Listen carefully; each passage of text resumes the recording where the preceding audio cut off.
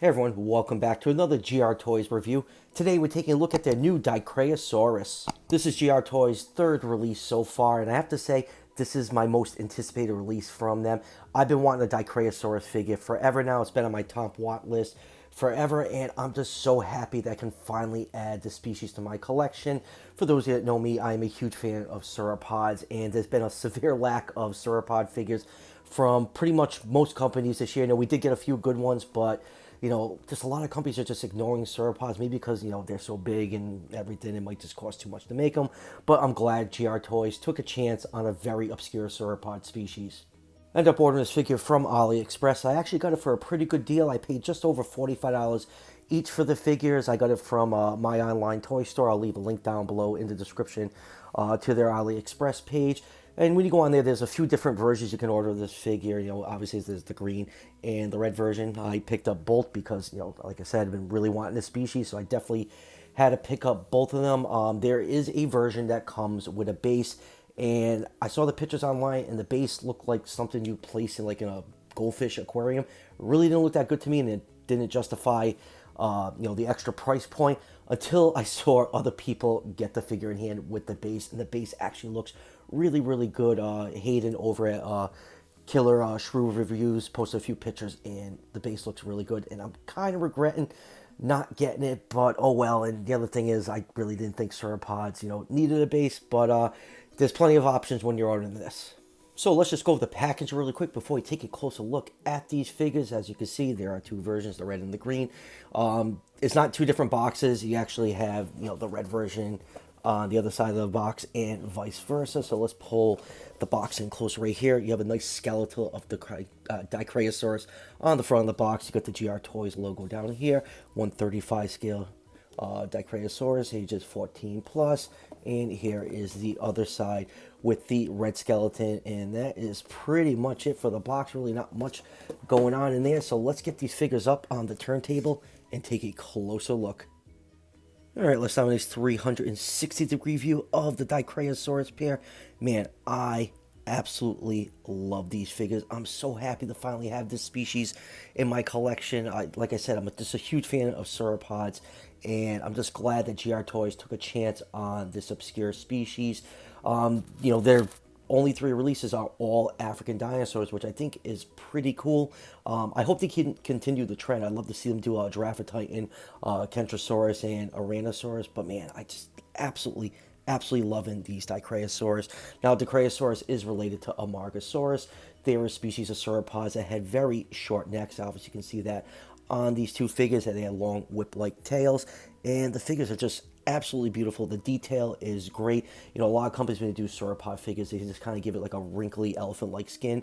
There's a lot of scale detail on both these figures, obviously, because they are exactly the same mold. The only difference is the difference in colors. My favorite one is the red one. I just love all that red and brown mixed in with the white, with all that black splotched on the body. The green one's also really nice. I just like the two contrasting patterns. It makes it look like you have like a mated pair of Dicraeosaurus walking around. The green one's great with those black stripes and those yellows, orange, and white mixed in there. Even got a little bit of pink on the underside of the belly. Just all around a beautiful, beautiful sculpt. I am really loving what GR Toys is doing. Alright, let's just do a couple quick measurements. Like I said, both figures are the same mold, so they have exactly the same measurements. If you measure this figure along the curve of the neck and the curve of the tail, it's just about 15 inches long and about 3.5 inches tall at the hips. So Dicraeosaurus was small for sauropod standards, around 39 feet long. So with those measurements, I'll put this figure somewhere in that 131 scale range. Alright, let's zoom in and take a look at some of the finer details on this figure, starting with the head. That is a nice Dicraeosaurus head sculpt. You can see the neck is nice and short, which is typical for the species. The eye is painted yellow with a black pupil. You have a little bit of a gloss coat on there to give it that wet look. And then looking at the figure from the front, you can see the nostrils are nicely sculpted in. You will notice a little bit of paint wear on the nose of this figure. Actually, when I got this thing in, even the tip of the tail had a lot of paint rub on it. And the one thing I noticed about this figure, and a couple other people have, that the paint on these wears off very, very easily just from light handling. Now, I've not had that problem with the Carcharodontosaurus or Spinosaurus, or maybe this is a new type of paint that they're using, but it's very, very prone to rubbing off with just the slightest touch, which is very unfortunate. I just hate to see, like, you're paying like, 50, $60 for these figures, just, holding them, the paint starts to rub off on it. So what I'm going to do is I'm going to touch up this figure after I finish the review, obviously, and then I'm going to use Testors Dull Coat. That's what I use to seal all my custom projects. It's a great clear coat sealer, and that should protect the paint on this figure. If you're just going to leave it on the shelf and not touch it, you probably don't need to do that, but I like to take my figures out for photography, so I'll be handling them a lot. I just don't want the paint rubbing off on them. So if you're having that issue, just get some Testors Dull Coat. I like it much better than regular matte clear coat because it's not as glossy. It just pretty much match the finish on here and just give it a couple of coats, and that paint shouldn't rub off anymore. So let's go back to the head. Now we talked about all that paint business. You can see the teeth are, well, it's just like a strip of plastic with some white on it. There's really no teeth detail. That would have been kind of nice to see on this figure. But the head, is really nice looking. I just feel like the details are just a little soft on the head. They're much sharper and crisper on the rest of the body, but from a distance it really doesn't matter. And then going down to the neck, you can see some nice scale detail. You get some white paint stripes on here, some black speckling mixed in with that reddish brown color, and you got a little bit of white striping on the neck. You can see the neck is nice and thick and wide, some nice muscle detail on there. I love how they gave it scales. They're probably a little bit oversized for this size scale, but I really don't care. It's nice to see scales on a sauropod figure. And then going underneath the neck, you get some nice folds and wrinkles mixing in with all that scale detail. Going down to the chest, you get some nice, powerful looking muscles. Going down to the front legs, you can see that front leg is lifted up in a walking position and is actually, kind of curved to the side to give it a very lifelike look. And then going down to the front legs on this figure, you can see more paint wear on here. That's my biggest problem with this figure. It's just the paint, how easily it rubs off. You can see the toe claws are not painted in, other than the large hand claw. You have a little bit of dark gray paint on there. And then going down to the body, you have a lot of nice, beautiful scale detail. I gotta say, GR Toys, especially with their Dicraeosaurus, did a fantastic job painting their figures. Just love all the different colors and just how everything blends together. It'd be nice if PNSO actually could pull off some paint schemes like that, but it's nice to see other companies giving their figures these beautiful coats of paint, even though they do come off a little bit too easily.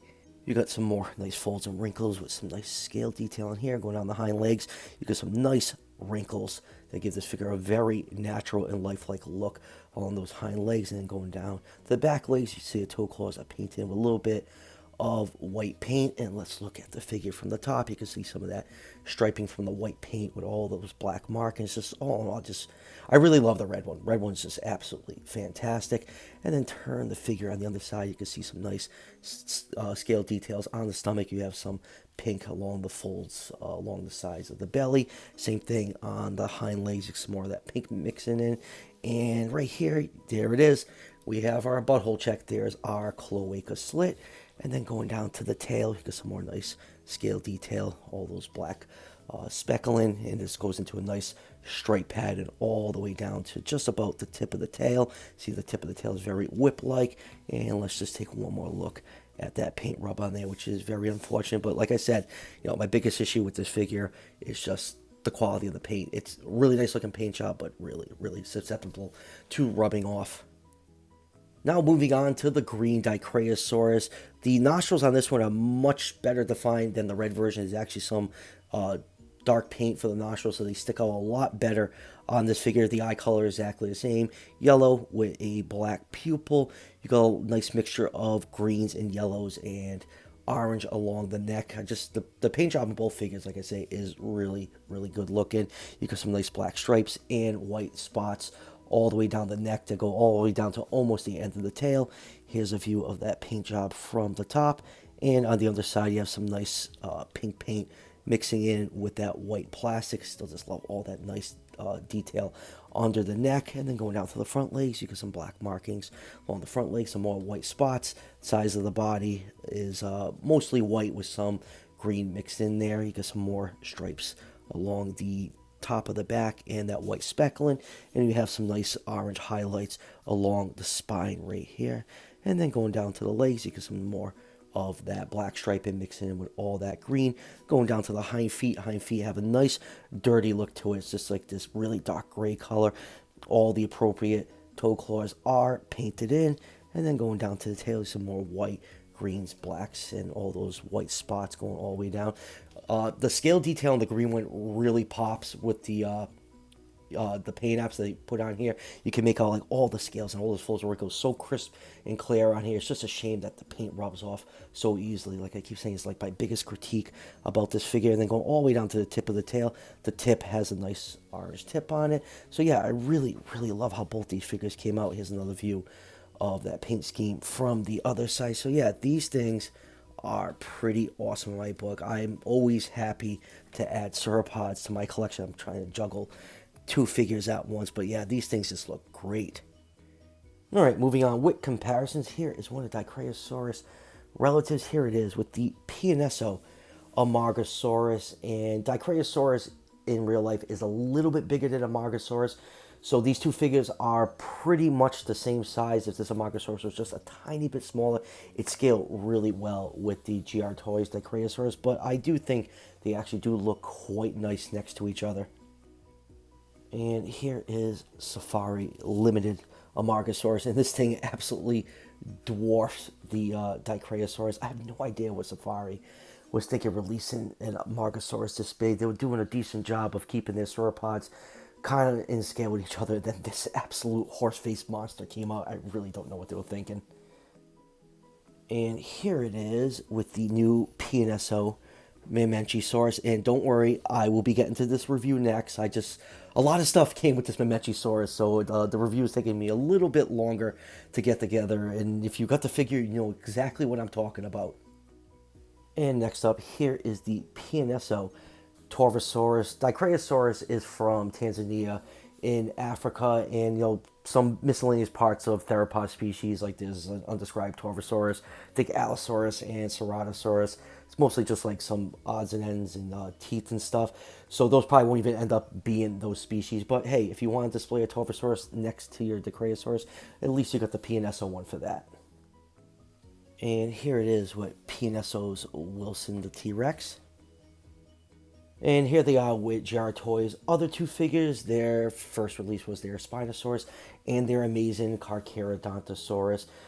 I love their Spinosaurus, but their Carcharodontosaurus was leaps and bounds better. And these Dicraeosaurs fall somewhere in between the Spinosaurus and the Carcharodontosaurus. I don't feel like the quality of these is as good as this figure, especially with the paint issues. I feel like the details on this one are much sharper and finer, and they're a little softer on here, but they're still better than the Spinosaurus. And like I said, just that paint rubbing issue is kind of holding these back from being up to the standards as their Carcharodontosaurus. And lastly, here it is with my lazy recreation of the Berlin Museum of Natural History, where the Dicraeosaurus skeleton is on display. We have the Papobrachiosaurus subbed in for Giraffe Titan. In the back over here, we have the Safari Limited Diplodocus, and in the front right here, we have Dicraeosaurus. I actually don't have a Kentrosaurus figure. What is out there, it just isn't up to my standards. I guess the Schleich one is decent. I'm just really hoping someone someday soon, maybe GR Toys, makes a really good looking Kentrosaurus figure, because that's a stegosaur I've been wanting to add to my collection for a long time. And if I had that figure, it would be somewhere back behind the Brachiosaurus and Diplodocus. So hopefully GR Toys continues a trend of making more African dinosaurs. I think they're really onto something here. They're not going with, Giganotosaurus and T-Rex, like the ones that would sell like crazy. I'm just glad, obviously they started with a Spinosaur, smart choice. A lot of people bought it, funds other projects, smart business to do popular species, but I'm glad they really did these Dicraeosaurs. It's nice to have these obscure species for my collection. So final thoughts on these figures. If you couldn't tell during this review, I absolutely love these two figures. I'm so happy with them. I think they come out really well done. It's nice to see a lot of scale detail on a sauropod figure. You can see in the back right here that this Brachiosaurus is just all folds and wrinkles, so it's really refreshing to see scales on sauropods. The paint jobs came out really well. They're just two contrasting color schemes. I think they look fantastic together. It looks like a mated pair walking around. My biggest issue is just how easily the paint rubs off on these figures, which is really unfortunate. You know, you're paying 50, 60 bucks for these figures, and that shouldn't be happening.